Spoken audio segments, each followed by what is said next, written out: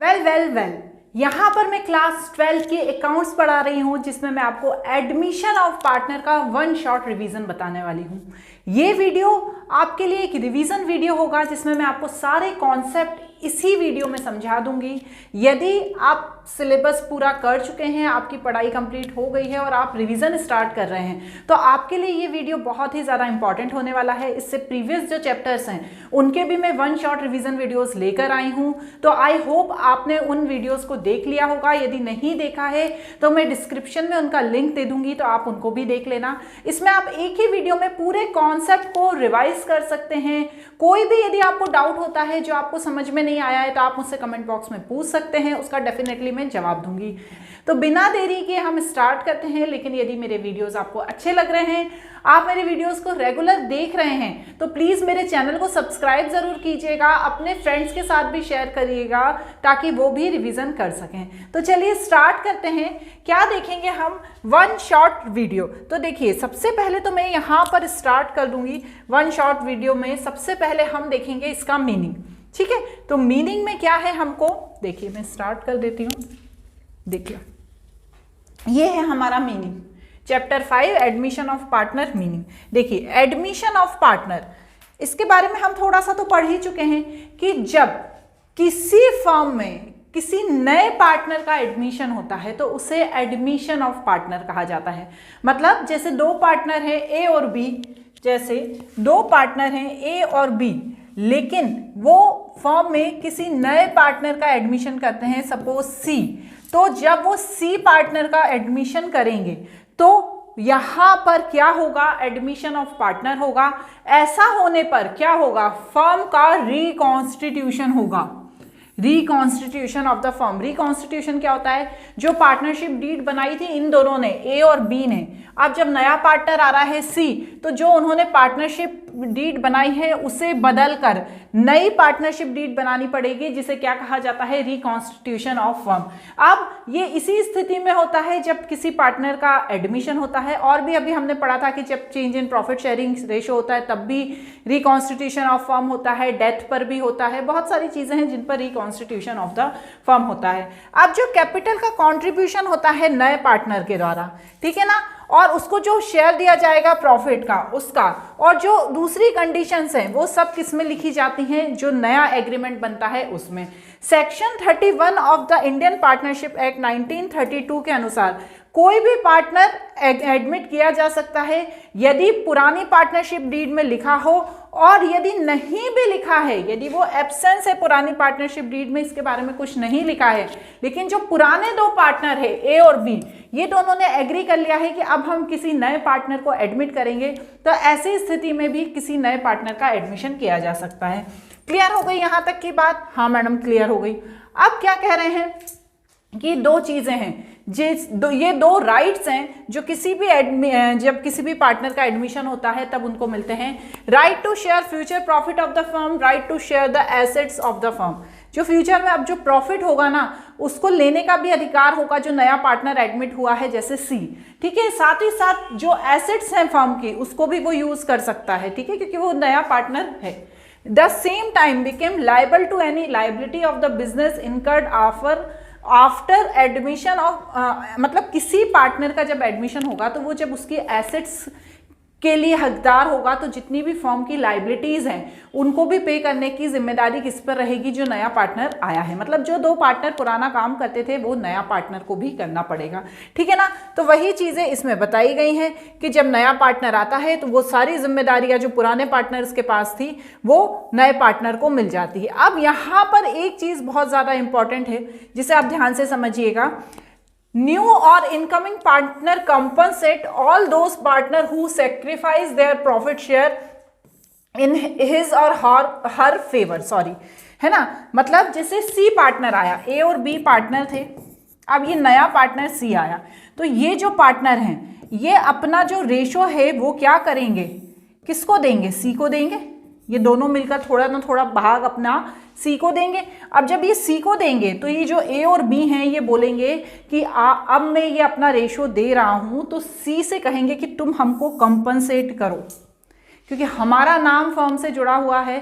हम एक तो तुम्हें अपना रेशो भी दे रहे हैं और तुम हमारी फर्म, चलती हुई फर्म में आकर अपना नाम इससे जोड़ रहे हो, तो इसके बदले तुम हमको क्या करो, कंपनसेट करो। अब जो ये कंपनसेट करेगा इसे क्या कहा जाएगा, इसे कहा जाएगा प्रीमियम ऑफ गुडविल। ठीक है, जो सी के द्वारा पुराने पार्टनर्स को पे की जाएगी। ध्यान रखिएगा, नया पार्टनर पुराने पार्टनर्स को प्रीमियम ऑफ गुडविल पे करेगा, कंपनसेट करेगा। क्यों? क्योंकि वो उनकी चलती हुई फर्म में एडमिशन ले रहा है या आ रहा है। ठीक है ना। अब आगे क्या बोल रहे हैं ये, effect of admission of partner. क्या होता है, ओल्ड पार्टनरशिप एंड हो जाती है और नई पार्टनरशिप बनती है। जो नया पार्टनर होता है वो फ्यूचर प्रॉफिट लेता है। नए पार्टनर को कंट्रीब्यूट करना पड़ता है कैपिटल का अमाउंट। ठीक है ना, ऐसा नहीं है कि खाली हाथ उठ के आ जाओ, आपको कैपिटल लेकर आनी पड़ती है। जो नया पार्टनर होता है वो एसेट्स को भी यूज करता है और लाइबिलिटीज भी जो होती है फर्म की अब उसकी हो जाती हैं। Adjustment is made for reserve accumulated profit and loss. जितने भी रिजर्व हैं, जो एक्यूमुलेटेड प्रॉफिट एंड लॉस है, उसका एडजस्टमेंट किया जाता है। ठीक है ना, ऐसा नहीं है कि वो आया है तो जो पुराने रिजर्व है हम उसको दे देंगे। क्यों देंगे भैया, ए और बी ने रिजर्व अपने कैपिटल से बनाए थे, अब वो पहले उसको अपने पास रखेंगे, फिर नए पार्टनर को आने पर उससे अलग रिजर्व का पैसा लेंगे बिजनेस में। एसेट्स को रिवैल्यूएट किया जाता है और लाइबिलिटी को रीअसेस किया जाता है। Goodwill of the firm valued and paid to the sacrifice partner for their sacrificed profit share by the gaining partner. मतलब जो नया पार्टनर है जब वो आ रहा है तो वो किसको कंपनसेट करेगा, जो सैक्रिफाइस कर रहे हैं, क्योंकि ए और बी हैं वो अपना रेशो सैक्रिफाइस कर रहे हैं, सैक्रिफाइस करके ही तो सी को दे रहे हैं ना। तो ये कौन हो गए, ये सैक्रिफाइसिंग पार्टनर हो गए, और ये कौन हो गया, ये गेनिंग पार्टनर हो गया। क्योंकि ये पैसा, ये सॉरी शेयर लेगा ना, ए और बी से ये शेयर लेगा, तो ये गेनिंग पार्टनर हो गया। ठीक है, वही चीज़ इसमें बताई गई है। अब यहाँ पर क्या होता है, देखिए वही चीज़ है, ये 6 पॉइंट दिए हुए हैं, इन 6 के 6 पॉइंट को हमको एडमिशन ऑफ पार्टनर में समझना है, जो हमारा वन शॉट रिवीजन कहला रहा है। पहला है change in profit sharing ratio, determine new profit share ratio and sacrificing ratio. देखो, जब कोई नया पार्टनर आ रहा है तो पुराने पार्टनर्स जो शेयर ले रहे थे वो तो चेंज होंगे ही, और जो जैसे 2 पार्टनर का रेशो था, सपोज 1:1, ठीक है, ए और बी का था 1:1, जब सी आया तो ये दोनों अपना रेशो शेयर करके या सेक्रीफाइस करके ये सी को देंगे। सपोज उन्होंने बोला कि हम 1/5 देंगे या 1/4 देंगे या 1/3 देंगे, ये आपको क्वेश्चन में दिया रहेगा। तो इससे होगा क्या, इसका रेशो भी हमें निकालना रहेगा, और जो पुराने पार्टनर्स हैं और जो नया पार्टनर है, इनका जो नया प्रॉफिट शेयरिंग रेशो बनेगा उनको भी आपसे क्वेश्चन में पूछ सकते हैं। दूसरा है वैल्यूएशन और अकाउंटिंग ऑफ गुडविल। वही मैंने बताया कि जो कंपनसेट करते हैं उसका वैल्यूएशन कैसे करेंगे। उसके बाद हम क्या करेंगे, revaluation of assets and reassessment of liability. ये सेम वैसा ही है जैसा हमने change in profit sharing ratio में समझा था ना इससे पहले, जो मैंने वन शॉट रिवीजन पढ़ाया था। उसके बाद adjustment of deferred revenue expenditure, advertisement suspense. देखिए ये जो है इसका मतलब ये है कि डिफर्ड रेवेन्यू एक्सपेंडिचर क्या होता है, ऐसा खर्चा जो बहुत लंबे समय तक चलता है, जैसे एडवर्टाइजमेंट का। आपका टीवी पर ऐड आ रहा है, आपके बिजनेस में जो प्रोडक्ट है बनाकर आप सेल कर रहे हो उसका टीवी पर ऐड आ रहा है, उसका आपको जब तक वो ऐड आएगा तब तक उसका पैसा देना पड़ेगा। तो उसे किस में डालते हैं, एडवर्टाइजमेंट सस्पेंस अकाउंट में। तो उसका भी एडजस्टमेंट करना पड़ता है, कब, जब नया पार्टनर आता है।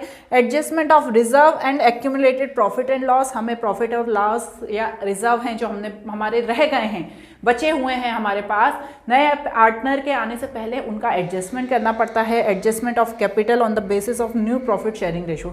जो पुराने पार्टनर्स थे उनने जो कैपिटल लगाई थी, और जो नया पार्टनर है वो जो कैपिटल लेकर आ रहा है, उन सबका एडजस्टमेंट भी यहाँ पर किया जाता है। ठीक है, चलिए change in profit sharing ratio को समझते हैं। जैसा कि मैंने अभी आपको बताया कि जब कोई नया पार्टनर एडमिट होता है, जब कोई नया पार्टनर एडमिट होता है तो क्या होता है, प्रॉफिट शेयरिंग रेशो चेंज हो जाता है। पुराना जो रेशो था वो चेंज हो जाएगा, साथ ही साथ जो नया पार्टनर आ रहा है उसके लिए भी एक नया रेशो बनेगा, मतलब इन तीनों का नया रेशो बनेगा। तो सबसे पहले हम इसमें 2 चीज़ें निकालते हैं, एक तो निकालते हैं न्यू प्रॉफिट शेयरिंग रेशो। क्या निकालते हैं, एक न्यू प्रॉफिट शेयरिंग रेशो, और दूसरा निकालते हैं हम sacrificing ratio.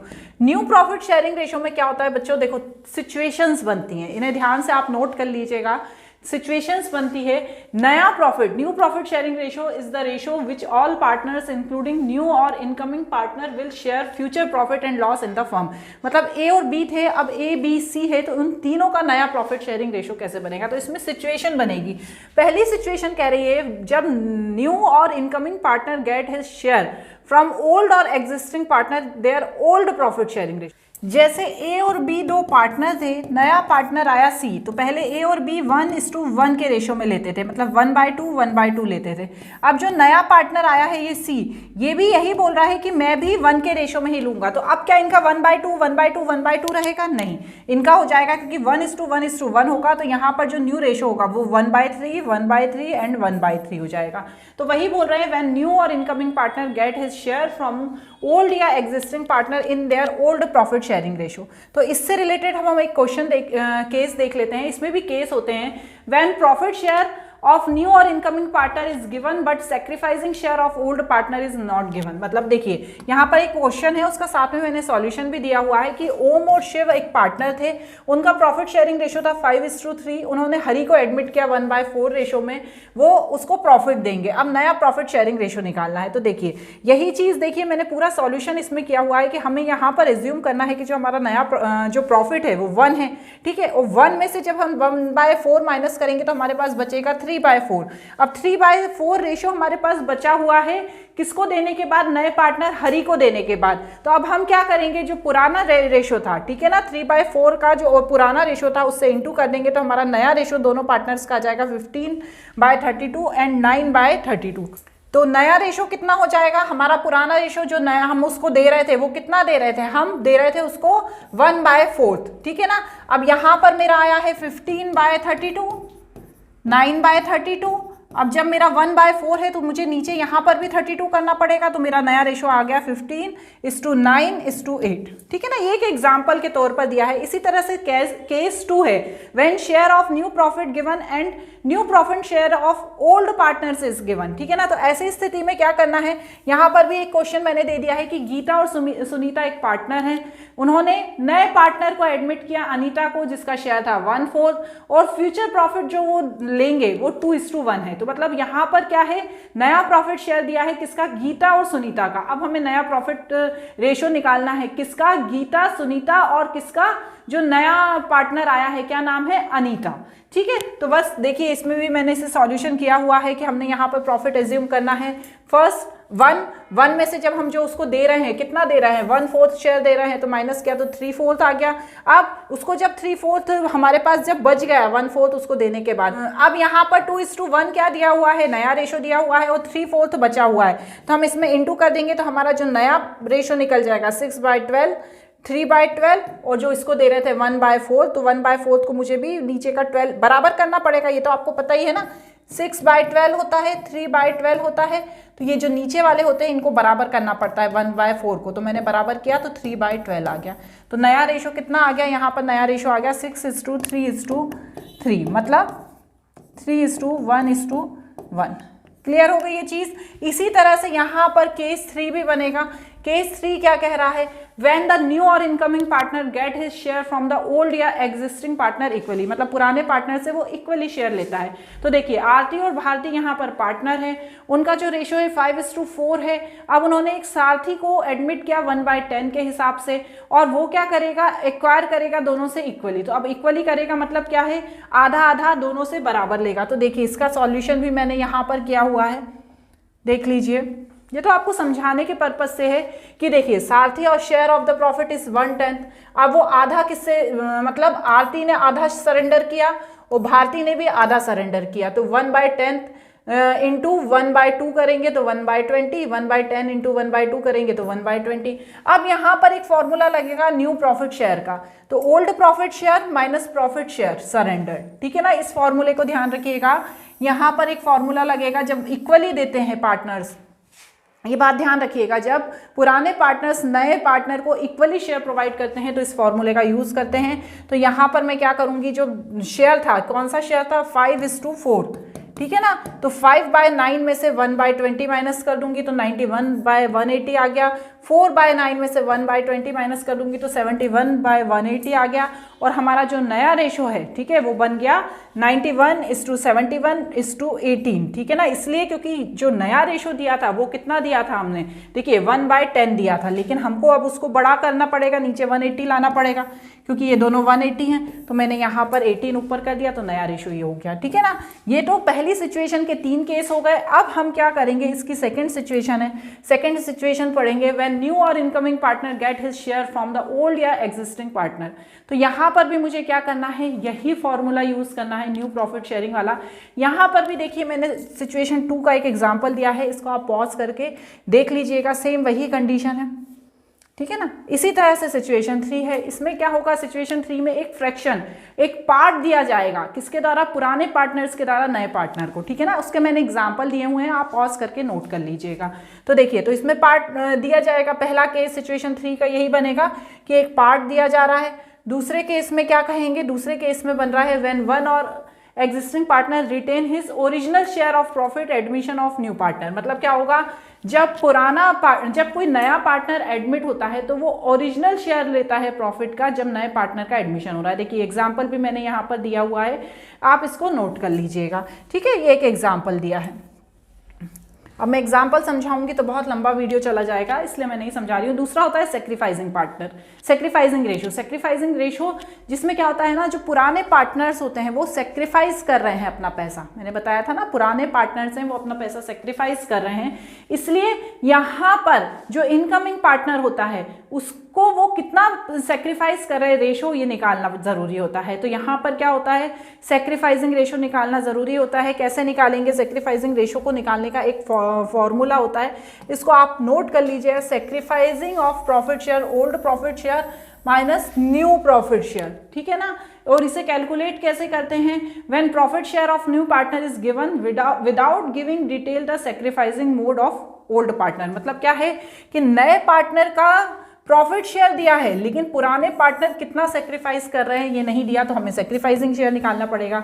When old profit share ratio of old partner and new profit share of all the partners are given. मतलब नया जो शेयर है प्रॉफिट शेयर वो भी दिया है, पुराना प्रॉफिट शेयर भी दिया है, लेकिन ये नहीं दिया है कि पुराने ने कितना सेक्रीफाइस किया था कि नया प्रॉफिट शेयर निकल गया, तब हमें सेक्रीफाइसिंग शेयर निकालना होता है। और थर्ड सिचुएशन बनती है व्हेन न्यू और incoming partner take profit share of the particular fraction, है ना। थर्ड सिचुएशन हमेशा ध्यान रखिएगा, फ्रैक्शन वाली बनती है, जिसके कारण हमें सेक्रीफाइसिंग रेशो निकालना होता है। तो बस वही सिचुएशन के यहाँ पर मैंने क्वेश्चन दिए हुए हैं, इसको आप पॉज करके नोट कर लीजिएगा। अब इसमें सेकंड कंडीशन क्या बनती है, देखिए ये एक मैंने इंपॉर्टेंट चीज़ यहाँ पर लिखी है जो आपको आना चाहिए और आपको पता होना चाहिए। बहुत सारे बच्चे कंफ्यूज होते हैं यहाँ पर। देखिए यहाँ पर क्या लिखा है, डिफरेंस बिटवीन 1/4 ऑफ शेयर और 1/4 फ्रॉम शेयर, ठीक है। ये दो चीज़ों को ध्यान रखिए। तो जो 1/4 ऑफ शेयर का मतलब क्या होता है, 1/4 of share means that the partner had given 1/4 of share of profit, ठीक है ना। मतलब वो अपना 1/4 ऑफ शेयर प्रॉफिट दे रहा है। यहाँ पर एक एग्जांपल दिया है कि Y शेयर प्रॉफिट इज 2/5, जो Y है उसका शेयर प्रॉफिट है 2/5 और उसने सेक्रीफाइस किया है 1/4 ऑफ हिज शेयर, ठीक है ना, 1/4 ऑफ हिज शेयर। यहाँ पे यदि ऐसी कंडीशन लिखी है तो हम क्या करेंगे, 2/5 में 1/4 को इंटू कर देंगे, ठीक है ना। तो यहाँ पर मेरे पास क्या आ जाएगा, 2/5 को जब मैं 1/4 में इंटू करूंगी तो 2/20 आ जाएगा। और यहाँ पर हम क्या देखेंगे, न्यू प्रॉफिट शेयर है वो कितना है, 2/5 का 1/4 शेयर उसने सेक्रीफाइस किया है। तो 2/5 में से 2/20 मुझे माइनस करना पड़ेगा, क्योंकि जब मैं ये कैलकुलेशन करूंगी तो मेरे पास 2/20 आ जाएगा। तो इस तरीके से होगा 1/4 ऑफ शेयर का कैलकुलेशन। लेकिन यदि क्वेश्चन में दिया है 1/4 ऑफ शेयर, 1/4 फ्रॉम शेयर, जिसका मतलब ये है कि वो उसने 1/4 share out of his profit में से उसने 1/4 फ्रॉम हिज शेयर को सेक्रीफाइस किया है। Y का शेयर है 2/5 और उसने 1/4 शेयर दिया है। तो यहाँ पर मुझे डायरेक्ट माइनस कर देना है 2/5 में से, क्या डायरेक्ट माइनस कर देना है, 1/4, ठीक है। वो किया ना, 2/5 में से 1/4 डायरेक्ट माइनस कर देना है। तो इस चीज़ को ध्यान रखिएगा बच्चों कि यहाँ पर जब ऑफ दिया है तो मुझे क्या करना पड़ेगा, इस तरीके से इंटू करना पड़ेगा, लेकिन जब फ्रॉम दिया है तो मुझे डायरेक्ट माइनस करना पड़ेगा। आई होप आपको समझ में आ गया होगा। चलिए नेक्स्ट क्या है, वैल्यूएशन ऑफ गुडविल। गुडविल क्या होती है, जब कोई नया पार्टनर आता है तो पुराने पार्टनर्स उसे अपना पैसा, अपना शेयर देते हैं। तो जो नया पार्टनर है कंपनसेट करता है पुराने पार्टनर को और कहता है कि आपने अपना शेयर दिया तो मैं आपको प्रीमियम ऑफ गुडविल दूंगा। लेकिन यहाँ पर एक कंडीशन और बन जाती है। क्या कंडीशन बन जाती है कि कोई पार्टनर ऐसा होता है जो ये कहता है कि मुझे नहीं चाहिए प्रीमियम ऑफ गुडविल, मैं तुम्हें अपना शेयर ऑफ प्रॉफिट गिफ्ट दे रहा हूँ, ठीक है ना। तो वो उसको गिफ्ट दे देता है। जैसे ए और बी पार्टनर हैं, सी पार्टनर आया है ना। अब जो ए है उसने भी अपना 1/2 पार्ट उसको दिया, इसने भी 1/2 पार्ट उसको दिया। अब जो ए है ये बोल रहा है कि सी से कि तुम मुझे प्रीमियम ऑफ गुडविल मत दो, तुम मेरे दोस्त हो, मैं तुमसे कंपनसेशन नहीं ले रहा हूँ। लेकिन जो बी है ये बोल रहा है नहीं भैया, मैं तो तुम्हें जानता ही नहीं हूँ, मैं तुम्हें अपने पार्टनरशिप फर्म में एंटर करवा रहा हूँ, तो तुम मुझे कंपनसेशन दो। तो ये जो है प्रीमियम ऑफ गुडविल सिर्फ बी को पे करेगा, ए को पे नहीं करेगा। लेकिन यदि दोनों ही बोलते हैं कि नहीं हमें कंपनसेशन चाहिए, हमें प्रीमियम ऑफ गुडविल चाहिए, तो वो दोनों को पे करेगा। ठीक है, क्लियर हो गई बात। वही चीज यहाँ पर लिखी हुई है, देखिए Hari and Hitesh are partner of equal share, they admit Paresh 1/3 of profit share, Hari gift 1/2 of 1/3 profit share to Paresh, while remaining profit share is taken by Paresh from Hitesh. Paresh will bring premium of goodwill to compensate only Paresh, मतलब सिर्फ वो परेश को ही compensate करेगा। वो परेश जो है वो सिर्फ किसको कंपनसेट करेगा, हितेश को ही कंपनसेट करेगा, हरी को नहीं करेगा, क्योंकि हरी ने गिफ्ट दिया है। तो बस वही चीज इसमें लिखी हुई है। अब देखिए इसमें ये बहुत सारी कंडीशन है, इसको ध्यान से समझिएगा। जो गुडविल का होता है, जब पार्टनर का एडमिशन होता है तो सबसे पहले या तो गुडविल प्राइवेटली पेड कर दो, ठीक है ना, या तो आप किसी तरह की कोई एंट्री मत करो। जब पार्टनर आ रहा है तो उसको चुपचाप दे दो कि भैया ये लो तुम्हारे गुडविल का पैसा।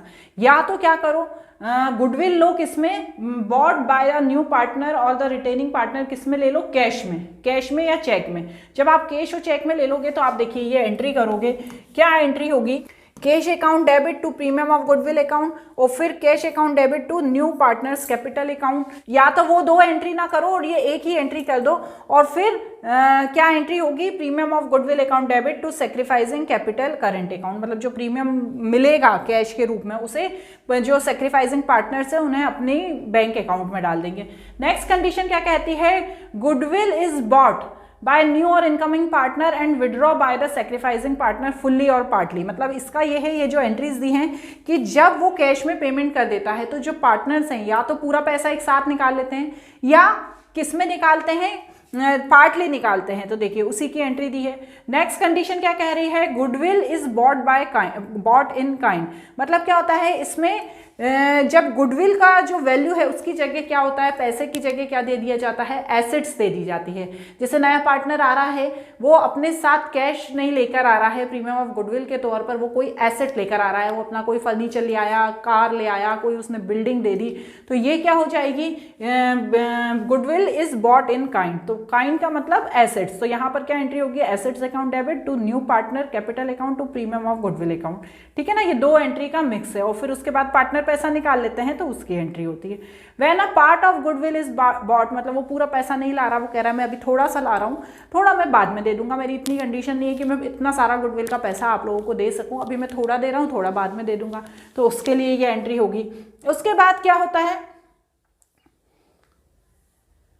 उसके बाद यदि वो लेकर ही नहीं आ रहा, उसने मना कर दिया कि मेरे पास कोई पैसे नहीं है, मैं कुछ भी नहीं लेकर आ रहा, मैं सारा पैसा आपको बाद में दे दूंगा, तो क्या एंट्री होगी, new partner current account debit to sacrificing partners capital या गुडविल अकाउंट। ठीक है ना। नेक्स्ट इंपॉर्टेंट है ये हिडन या इनफर्ड गुडविल। मतलब क्या होता है, कभी कभी जो क्वेश्चन में कैपिटल दी होती है ना, उसमें कोई सी हिडन गुडविल भी दी होती है। तो ऐसी स्थिति में क्या करते हैं, हमें हिडन गुडविल निकालनी होती है। क्या होता है हिडन गुडविल निकालने का सबसे सही फॉर्मूला जो होता है मैं आपको बताऊं। जैसे एक क्वेश्चन का एग्जाम्पल दे दो, Assuming the incoming partner bring 5 lakh as a capital of 1/5 of share, है ना। अब इसमें क्वेश्चन में दिया है कि इसमें हिडन गुडविल भी है, तो मुझे क्या करना रहेगा, हिडन गुडविल के लिए सबसे पहले जो 5 लाख का वो शेयर लेकर आ रहा है और 1/5 है, उसमें जो रेसिप्रोकल कर देना है उसका, मतलब 1/5 को उल्टा कर देना है 5/1। तो 5/1 कर दूंगी और 5 लाख में जब 5 का इंटू करूंगी तो 25 लाख आ जाएगा। और जो कैपिटल है ना, जो कैपिटल है उसमें से इसको माइनस कर दूंगी। और कैपिटल कैसे निकलेगी, कैपिटल ऑफ ओल्ड पार्टनर और कैपिटल ऑफ न्यू पार्टनर दी होगी। जो पुराने पार्टनर्स हैं उनकी कैपिटल भी दी होगी, जो नया पार्टनर कैपिटल लेकर आ रहा है उनकी भी दी होगी। तो उनको प्लस करने के बाद रेसिप्रोकल करके जो मैंने इनटू किया है नेटवर्थ में से उसे माइनस कर दूंगी, तो मेरे पास जो 5 लाख आ जाएगा इनमें से इसको माइनस करने का, तो ये मेरी क्या होगी, ये होगी मेरी वैल्यू ऑफ गुडविल। ठीक है, ये हिडन गुडविल निकालने का तरीका है। उसके बाद क्या है, revaluation of assets and liability. ठीक है, सेम वही कंडीशन है revaluation of goodwill, revaluation of assets and liability की जो हमने अभी change in profit sharing ratio में करी थी। इसमें क्या होता है, या तो आप क्या करो, रिकॉर्ड कर लो जितनी भी एसेट्स में चेंजेस हुए हैं और जितनी भी लायबिलिटीज़ में जो हुए हैं उन्हें आप रिकॉर्ड कर लो। क्या करके बनाकर रिकॉर्ड किया जाता है, the change of value of assets and liability adjusted through the account title revaluation account. ठीक है ना, रिवैल्यूएशन अकाउंट के थ्रू, ये वही उसकी एंट्री है जो पिछले वीडियो में भी मैंने बताई थी। ये इस तरीके से रिवैल्यूएशन अकाउंट बनाया जाता है जिसमें जितनी भी एसेट्स है और उसमें जो वैल्यू में कमी आई है उसे डेबिट में लिखते हैं और जो उसमें इंक्रीमेंट हुआ है उसे क्रेडिट में लिखते हैं। जितनी भी लायबिलिटी है उसमें जब इंक्रीमेंट होता है तो उसे डेबिट में लिखते हैं और उसमें डिक्रीज होती है तो क्रेडिट में लिखते हैं। सेम वैसा ही है जैसा कि हमने अभी change in profit sharing ratio में समझा था। ठीक है, और नहीं यदि करना है तो आप नेट इफेक्ट के थ्रू निकाल लो। ठीक है ना, जिसमें एक जनरल एंट्री पास करते हैं आप। यहाँ पर है adjustment of deferred revenue expenditure. Deferred revenue expenditure मैंने आपको बताया था क्या होता है, ऐसा एक्सपेंडिचर जिसका खर्चा बहुत लंबे समय तक चलना है, जैसे एडवर्टाइजमेंट एक्सपेंडिचर। ठीक है, तो एडवर्टाइजमेंट एक्सपेंडिचर, इसके लिए हमें सिंपल से कुछ नहीं करना होता, एक जनरल एंट्री करनी होती है। जो 2 पार्टनर्स हैं, 2 हैं, 3 हैं, जैसे यहाँ पर एग्जांपल दिया है समय और संजय, कैपिटल या करंट या कैपिटल अकाउंट और एडवर्टाइजमेंट सस्पेंस अकाउंट। ठीक है, तो 2 लाख का था खर्चा और दोनों पार्टनर्स के पुराने प्रॉफिट शेयरिंग रेशो में उसे डिस्ट्रीब्यूट कर दिया गया। ठीक है, तो वही एंट्री होगी। नेक्स्ट क्या होगा इसमें, सेम वैसा है, accounting of reserve accumulated profit and loss. मतलब कोई रिजर्व है, कोई प्रॉफिट एंड लॉस है जो नए पार्टनर के आने से पहले डिस्ट्रीब्यूट किया जाना जरूरी है, वरना नए पार्टनर को उसका बेनिफिट मिल जाएगा। तो हम कैसे करेंगे, तो हम करेंगे वो जनरल एंट्रीज करके। पहले ही हम जितना भी प्रॉफिट या लॉस है, यदि प्रॉफिट है तो ऊपर डेबिट कर देंगे, जनरल रिजर्व है तो डेबिट कर देंगे, वर्कमैन कंपनसेशन रिजर्व है तो डेबिट कर देंगे, इन्वेस्टमेंट फ्लक्चुएशन रिजर्व है तो डेबिट कर देंगे और पुराने पार्टनर्स में डिस्ट्रीब्यूट कर देंगे। ठीक है, और फिर जो पुराने पार्टनर्स होंगे वो अपने पास रख लेंगे। लेकिन यदि किसी तरह का कोई क्लेम है तो हम क्या करेंगे, इन सबको क्रेडिट कर देंगे। हमने समझी थी ना, इसका मैं एक बहुत अच्छा डिटेल वीडियो बना चुकी हूँ प्रीवियसली जब मैंने पढ़ाया था। देखिए, वर्कमैन कंपनसेशन रिजर्व है तो जब नहीं होता है तो क्या करते हैं, सारा पैसा पुराने पार्टनर अपने पुराने रेशो में ले लेते हैं। और लेकिन यदि जब क्लेम होता है तो जितना क्लेम का पैसा होता है वो उतना क्लेम में दे देते हैं, बचा हुआ अपने पास रख लेते हैं। लेकिन यदि आप क्लेम ज़्यादा का हो जाता है और वर्कमैन कंपनसेशन रिजर्व कम का होता है तो पार्टनर्स को एक रिवैल्यूएशन अकाउंट खोलकर अपने पास से पैसा लाना पड़ता है और किसको देना पड़ता है, वर्कमैन कंपनसेशन रिजर्व में। ये वही एंट्री है। उसी तरह से इन्वेस्टमेंट फ्लक्चुएशन रिजर्व होता है कि किसी तरह का कोई इन्वेस्टमेंट किया है, उसमें किसी तरह का कोई फ्लक्चुएशन हो तो उसके लिए अलग से रिजर्व बना लिया जाता है। जैसे 50 लाख का इन्वेस्टमेंट किया, 5 लाख का एक अलग से रिजर्व बना लिया। यदि किसी तरह का उसमें कोई चेंजेस नहीं है नए पार्टनर के आने के टाइम तक तो पुराने पार्टनर अपने पास रख लेंगे। यदि कोई चेंज है तो उसमें दे देंगे। यदि आधा चेंज है और आधा नहीं है तो आधा अपने पास रख लेंगे, आधा उसमें दे देंगे। तो बस यही सारी चीज़ें हैं, है ना। यदि मोर देन हो जाता है इन्वेस्टमेंट फ्लक्चुएशन रिजर्व तो वही रिवैल्यूएशन अकाउंट खुलता है और पुराने पार्टनर्स अपने घर से लाकर उसे पूरा कर देते हैं। ठीक है, और आखिरी है इसमें adjustment of capital. Adjustment of capital मतलब पुराने पार्टनर्स की तो कैपिटल रखी ही है, नया पार्टनर भी कैपिटल ला रहा है, लेकिन जो तीनों पार्टनर्स हैं उनके रेशो के अकॉर्डिंग कैपिटल का एडजस्टमेंट होना चाहिए। जैसे उसकी कैपिटल थी 1 लाख, उसकी थी 1 लाख और नया पार्टनर ला रहा है 50,000। तो जो पुराने पार्टनर हैं उन्होंने ज़्यादा कैपिटल लगाई थी तो वो अपने पास वापस ले जाएंगे। लेकिन यदि वो 1 लाख ला रहा है, वो पुराने के पास ज़्यादा हैं, तो वो क्या करेंगे, वो और ज़्यादा उसको ऐड करेंगे। तो बस वही चीज़ यहाँ पर स्टेप में लिखी हुई है। देखिए, in the present capital is less than of new capital तो cash account debit, concern partner current account debit to concern partner capital account. मतलब जिसकी कैपिटल कम है उससे हम और पैसा लेंगे। लेकिन जिसकी capital in case of the present capital is more than the new capital, तो यहाँ पर हम क्या करेंगे, यदि ज़्यादा है तो हम उसको लौटा देंगे। अब यहाँ पर एक चीज़ और है, calculating the capital of the new और incoming partner on the basis of capital of old partner. मतलब यहाँ पर क्या है, जो नए पार्टनर है उसका कैलकुलेशन करना है कैपिटल का पुराने पार्टनर्स की कैपिटल के आधार पर। तो यहाँ पर हमें सबसे पहले पुराने पार्टनर की एडजस्टेड कैपिटल निकालनी पड़ेगी। उसके बाद क्या करना पड़ेगा, डिटरमाइन द टोटल कैपिटल, मतलब जो नया पार्टनर कैपिटल लाया है वो जो पुराने पार्टनर की कैपिटल है उससे हमें टोटल कैपिटल निकालनी पड़ेगी। और टोटल कैपिटल निकालने के बाद उसका रेसिप्रोकल करना पड़ेगा और फिर क्या करना पड़ेगा, total capital into share of incoming partner. तो इससे हमारी नई कैपिटल निकल जाएगी। तो मैंने पूरी कोशिश करी है इतने बड़े और इतने लेंदी चैप्टर को एक ही वीडियो में समझाने की। आई होप आपको समझ में आ गया हो। यदि कोई डाउट रहा होगा तो मुझसे कमेंट बॉक्स में पूछ लेना। इस चैप्टर का भी मैंने डिटेल वीडियो बनाया हुआ है जो मेरी प्लेलिस्ट में डला हुआ है। इसमें एक एक टॉपिक को मैंने अच्छे से क्लियर किया है, लेकिन ये वन शॉट है तो इसलिए मैंने एक ही वीडियो में इसे क्लियर कर दिया है। आई होप आपको समझ में आया होगा। आज के लिए इतना ही, बाय बाय।